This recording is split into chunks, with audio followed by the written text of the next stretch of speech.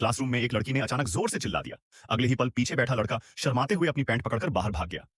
कुछ समय पहले ही उस लड़के टेडी टेडी को एक अजीब सी सुपर पावर मिल गई थी। अगर वो किसी का पर्सनल आइटम निगल लेता तो वो इंसान उसकी फैंटेसी वर्ल्ड में खिंच जाता।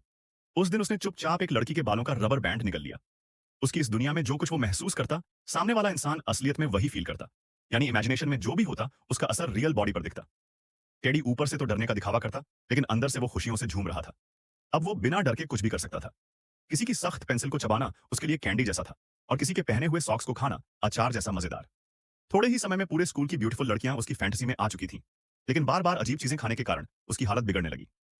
क्लासमेट्स उसे अजीब नजरों से देखने लगे, जैसे वो कोई मॉन्स्टर हो। पुलिस ने उसे गंदगी खाते देख लिया और उसे ही डस्टबिन में फेंक दिया। शुक्र था कि स्कूल की सबसे प्यारी और दयालु लड़की स्कूल क्वीन ने उसकी मदद की।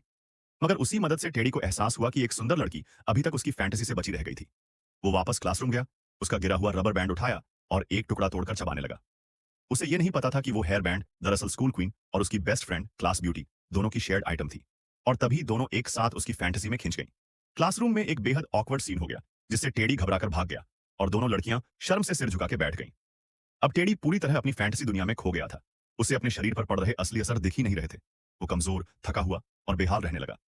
डार्क सर्कल्स और बर्नट आउट लुक उसके चेहरे पर साफ था। उसकी मां को लगा कि उसके बेटे पर किसी इविल स्पिरिट का साया है, तो उसने एक पावरफुल शामन बुलाया। मगर जैसे ही उस शामन ने टेडी को छुआ, वो खुद जमीन पर गिर पड़ा, कांपने लगा और वहीं मर गया। टेडी ने उस शख्स की डिवाइन एनर्जी को अब्सॉर्ब कर लिया था। उसके सीने पर पड़ा जला हुआ निशान भी गायब हो गया। अब वो और भी ज्यादा पावरफुल बन गया था। एक दिन टेडी का हाथ कट गया, मगर उसने कुछ भी नहीं किया और वो खुद ब खुद हील हो गया। उसे अब यकीन हो चला था कि वो इनविंसिबल हो चुका है। उसने अपना हाथ जलाकर देखा, मगर पेन का नामो निशान नहीं था। अब वो ओपनली लड़कियों के पर्सनल आइटम्स निगलने लगा और उन्हें अपनी फैंटेसी वर्ल्ड में खींचकर गलत काम करने लगा। बुली से भी अब वो डरे बिना भिड़ जाता। एक दिन एक बुली ने उसके सिर पर डंडा मारा, लेकिन चोट टेडी को नहीं, उल्टा बुली को लगी। टेडी को कुछ नहीं हुआ, क्योंकि उसने पहले ही उस बुली के अंडरवेयर को निगल रखा था। रात को उन बुलीज ने गाड़ी से उसे कुचलने की कोशिश की, मगर एक्सीडेंट में टेडी बच गया और बुली लहूलुहान हो गया। पुलिस तक हैरान रह गई, क्योंकि नजरों में विक्टिम टेडी था, मगर घायल बुली बोल्ड और फियरलेस इंसान बन चुका था। स्कूल क्वीन अब उससे काफी करीब हो चुकी थी, मगर बुली की नफरत और बढ़ गई थी। अब जब टेडी को हरा नहीं पाए, तो उन्होंने उसके घर वालों पर हमला करने की सोची। जब टेडी घर पर नहीं था, तो उन्होंने उसके घर को बाहर से चेन से बंद कर दिया और पूरा स्ट्रक्चर गिरा दिया। गैस लीक से अंदर उसकी मां जल गई। टेडी जब घर लौटा तो सब कुछ खत्म हो चुका था। उसकी मां, उसकी आखिरी फैमिली उसे छोड़कर चली गई। अब टेडी पूरी तरह से टूट चुका था। उसे पता था ये सब उन बुलीज की वजह से हुआ है। अब वो अपने अंदर की पावर्स को दबा नहीं सकता था। उसे अब बैड लोगन से रिवेंज लेना था। बुलीज एक नदी में स्विमिंग कर रहे थे।